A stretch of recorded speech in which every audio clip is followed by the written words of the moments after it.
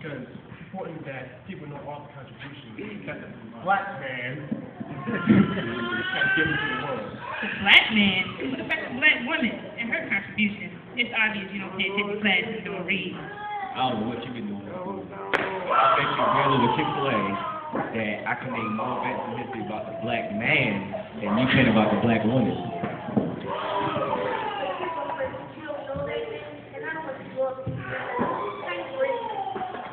I'll tell you what, you can use that thing you call a computer, and I'll use my big thing I call a brain. And we'll see who can fill up the most in 10 minutes.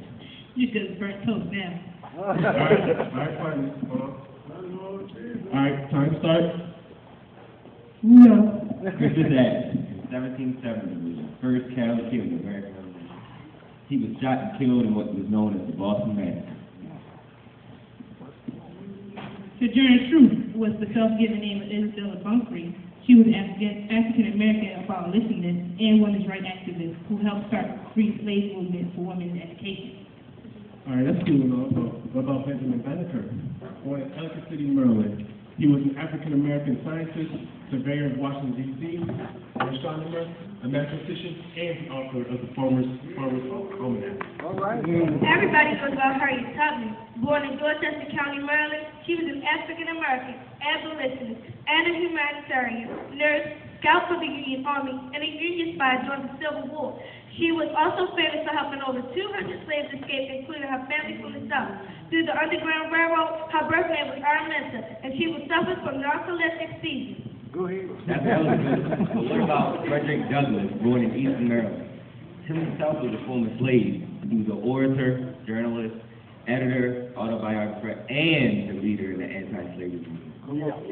How about Phyllis Wheaton, born in West Africa and threw into slavery around the age of 7 or 8, I think.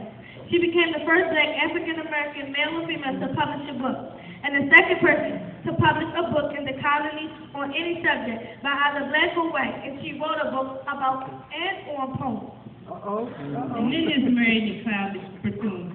She was born in South Carolina, became a great American educator and activist, and the president of National Association of Colored Women, and vice president of the NAACP from 1940 to 1955. President for the study of Negro life and history, served on the commission under Calvin Coolidge, and personal friend of Eleanor Roosevelt. She also helped to establish the Federal Committee on Fair Employment Practice, and served on the National Youth Administration and worked as a delegate for President Truman on interracial relations, which led to the organization of the United Nations and the writing of this charter. Oh, isn't that dandy? But we can't forget about my main man, Medgar Evers, African-American civil rights activist from Mississippi. He was involved with efforts to overturn segregation. He organized voter registration efforts, demonstrations, and economic boycott of companies that practice discrimination. And he investigated crimes against blacks. Unfortunately, though, he was assassinated on June 12th of 1963. And then there's the great Mr. Peanut Man himself, George Washington Carver.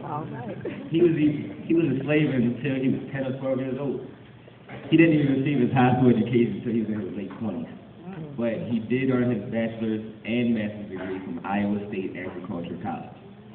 He was a chemist and agronomist. He developed 118 uses for the sweet potato and 300 uses for the peanut. What about Fannie Lou Hammond? Was an outspoken advocate for civil rights for African Americans.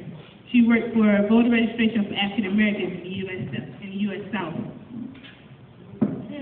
You know, the more I read and learn about our people in history, I can see that God has brought us a mighty long way. All right. You know what, Kaya? You're right.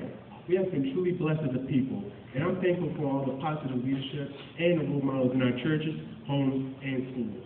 And to top it all off, there was Martin Luther King Jr., and now we have an African-American president. God is so good. All right.